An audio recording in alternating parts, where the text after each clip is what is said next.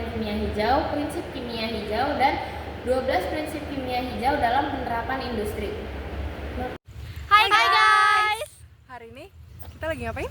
Kita lagi gabut, kita habis main volley. Aduh silau banget guys, tuh muka kita nggak kelihatan. Ayo kita pindah dulu yuk, pindah.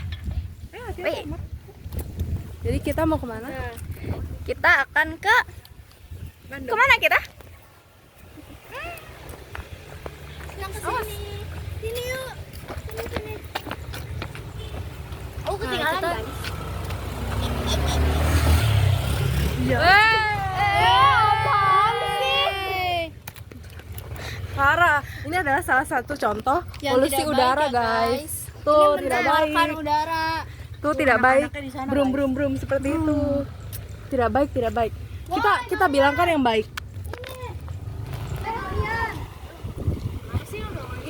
Kalian tahu nggak perbuatan kalian tuh mencemarkan udara? Iya tuh, motor kalian tuh ngeluarin polusi, bikin udara tercemar aja. Iya, bikin batuk juga. Terus kita harus gimana? Ya kalian kan bisa cari alternatif lain. Contohnya selain sepeda. motor. Iya tuh. Mungkin sepeda biar kalian juga olahraga. Iya, daripada naik motor udah mau mencemarkan udara, bikin polusi lagi. Batuk, ngerti nggak sih? Ngerti kayaknya. Kayaknya contohin dong, nanti kalian harus pakai sepeda ya, nggak boleh pakai motor. Awas aja sampai kita lihat kalian masih naik motor. Iya. Berisik lagi. Yaudah, ayo. Yuk, balik aja, Bray.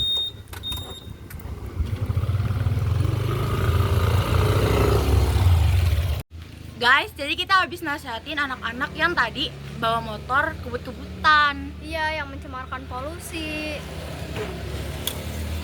Oi, Sekarang sudah tobat. Iya dong, kita udah naik sepeda nih boncengan. Nanti kita gantian gitu naik Iya. sepedanya. Biar nggak capek. Ya walaupun agak pendek nggak apa. Iya. Daripada mencemari udara, Iya sih Benar, betul. lebih baik. Bikin udara ini juga Iya. kotor gitu. Kan kalau naik sepeda kan bikin sehat. Nah, bener kan apa kata aku tadi? Iya tuh bener banget Betul, sih. betul. Terus? Ya Aja. dadah. Kita bye duluan ya. Bye. Kimia hijau adalah bidang kimia yang berhubungan dengan desain dan optimalisasi proses serta produk untuk menurunkan atau menghilangkan sama sekali produksi dan atau penggunaan zat beracun. Kimia hijau sering pula disebut kimia berkelanjutan. Bidang kimia ini tidak bisa disamakan dengan kimia lingkungan, sebab kimia hijau lebih berfokus pada dampak lingkungan dari kimia, serta pengembangan praktik berkelanjutan yang lebih ramah lingkungan, misalnya strategi pengendalian pencemaran lingkungan. Sementara kimia lingkungan lebih fokus pada efek bahan kimia beracun atau berbahaya terhadap lingkungan. Pengertian kimia hijau terbagi menjadi 12. Yang pertama, kimia hijau adalah kimia yang mengurangi penggunaan bahan kimia berbahaya pada desain produk. Yang kedua, kimia hijau adalah kimia yang mengurangi penggunaan bahan kimia berbahaya pada proses pembuatan produk. Yang ketiga, kimia hijau adalah kimia yang tidak merusak ozon. Yang keempat, kimia hijau adalah kimia yang tidak menimbulkan pemanasan global. Yang kelima, kimia hijau adalah kimia yang tidak menimbulkan paparan bahan kimia. Yang keenam, kimia hijau adalah kimia yang mengarahkan semua kegiatan pada pelestarian lingkungan. Yang ketujuh, kimia hijau adalah kimia yang mengarahkan semua kegiatan yang tidak merusak lingkungan. Yang kedelapan, kimia hijau adalah kimia yang membuat lingkungan rumah aman.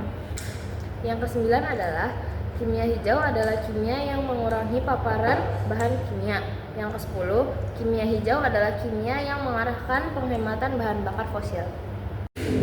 Yang ke-11, kimia hijau adalah kimia yang mengarahkan penggunaan sumber energi yang ramah lingkungan. Yang ke-12, kimia hijau adalah kimia yang mengurangi limbah. Pentingnya kimia hijau terbagi menjadi 4. Yang pertama, membuat lingkungan rumah aman dan sehat. Yang kedua, membuat udara, air, tanah, tanaman, dan hewan terhindar dari paparan bahan kimia berbahaya. Yang ketiga, menjaga lingkungan tetap asri dan sehat. Dan yang keempat, membuat bumi terhindar dari pemanasan global dan bencana alam. Prinsip kimia hijau terbagi menjadi 12. Yang pertama, pencegahan limbah. Pengertian dari pencegahan limbah adalah utamakan pencegahan terbentuknya limbah dibandingkan dengan pembersihan atau penanganan limbah. Masalah dari pencegahan limbah adalah polusi udara oleh asap kendaraan. Solusi dari pencegahan limbah adalah menggunakan sepeda ke sekolah. Kedua, manajemen atom yang baik. Pengertian dari manajemen atom yang baik adalah kurangi limbah sejak level molekuler dengan memaksimalkan jumlah atom seluruh reaktan menjadi produk. Masalah dari manajemen atom yang baik adalah hasil samping gas CO2 dalam industri ammonia dapat mengakibatkan efek rumah kaca. Solusi dari manajemen atom yang baik, pengolahan gas CO2 menjadi CO2 cair. CO2 cair dapat digunakan menjadi sebagai pelarut. Yang ketiga, proses sintesis kimia yang lebih aman. Pengertiannya, desain reaksi kimia dan rute seaman mungkin dengan mempertimbangkan bahaya dari bahan yang digunakan dan limbah yang dihasilkan. Masalahnya, limbah berbahaya yang dihasilkan dari penggunaan soda kaustik dan natrium sulfida pada industri kertas. Solusinya, penggunaan H2O2 pada proses pemutihan kertas dan katalis untuk mengoksidasi yang sifatnya ramah lingkungan. Yang keempat, ada rancangan bahan kimia yang lebih aman. Pengertiannya, mengurangi kadar racun secara langsung dalam rancangan molekul. Sikapnya, penggunaan tawas pada proses penjernihan air dapat meninggalkan kadar ion beracun. Solusinya, pada proses penjernihan air, tawas diganti dengan bubuk yang terbuat dari biji buah asam yang ramah lingkungan. Yang kelima, rancang proses yang efisien energi.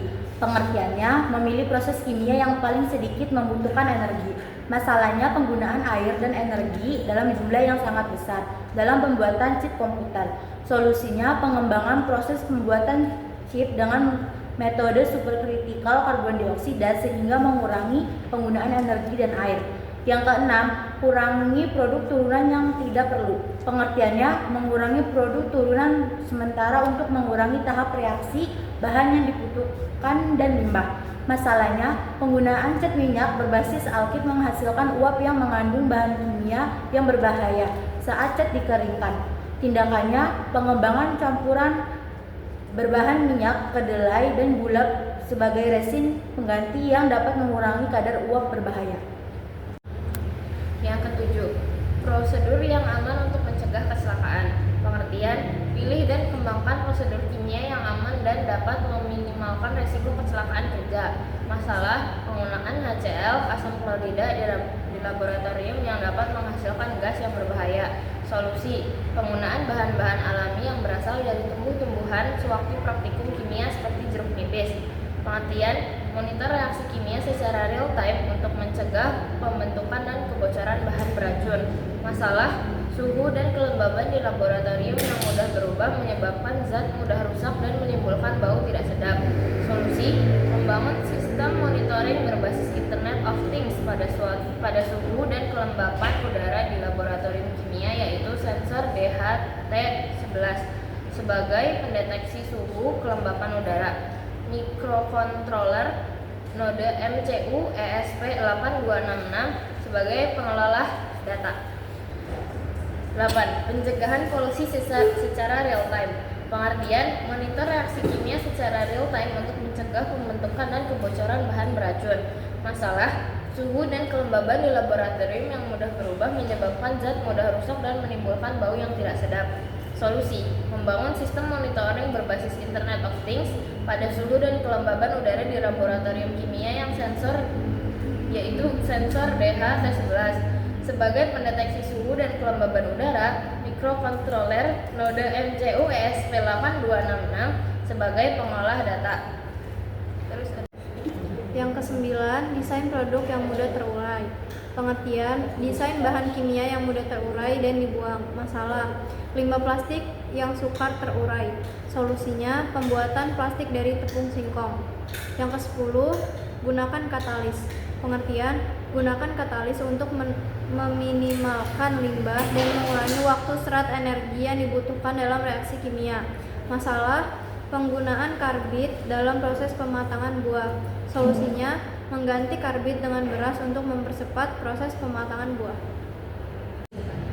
Yang ke-11, gunakan bahan baku yang terbarukan. Pengertiannya, gunakan bahan baku dari sumber terbarukan. Masalah, penggunaan bahan bakar kendaraan bermotor dari minyak bumi. Solusinya, menggunakan bahan bakar dari tenaga surya. Yang ke-12, penggunaan pelarut dan bahan baku yang lebih aman.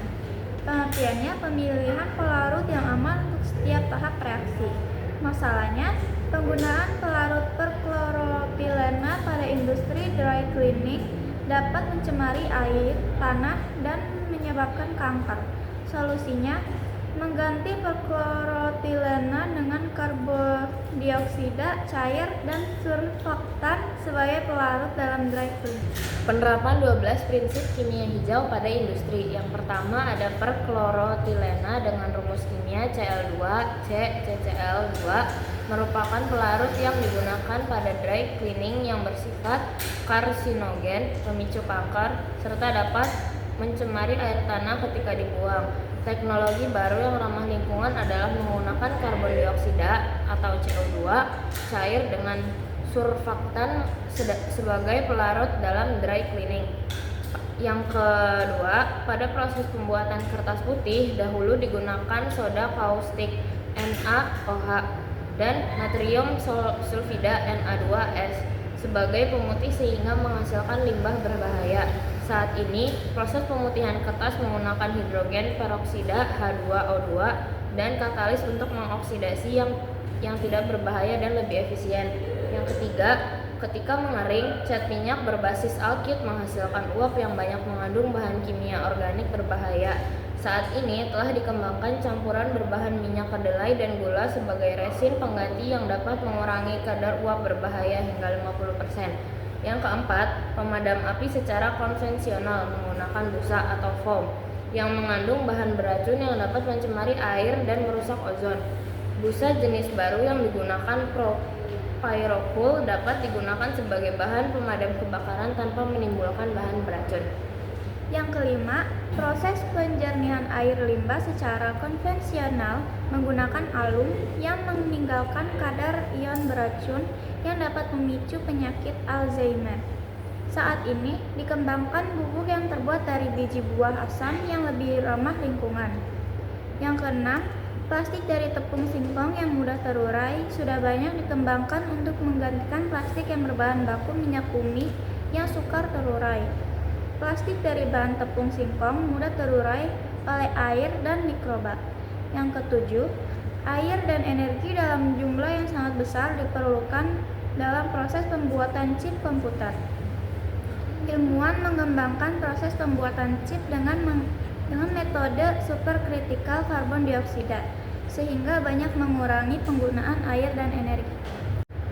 Yang kedelapan, industri obat atau farmasi mengembangkan obat-obat dengan efek samping yang tidak berbahaya dengan metode yang lebih sedikit menghasilkan limbah berbahaya. Banyak proses produksi obat-obatan yang beralih menggunakan enzim sebagai katalis dari semula menggunakan logam sebagai katalis. Yang kesembilan, sel surya merupakan sumber energi ramah lingkungan yang terbarukan, rendah emisi karbon, dan dapat dimasalkan untuk memenuhi kebutuhan listrik yang semakin tinggi. Semakin tingginya pengguna sel surya mengakibatkan penurunan penggunaan bahan bakar fosil dan mengurangi pencemaran gas rumah kaca. Yang terakhir, bangunan ramah lingkungan mulai dimanfaatkan untuk meminimalkan dampak lingkungan.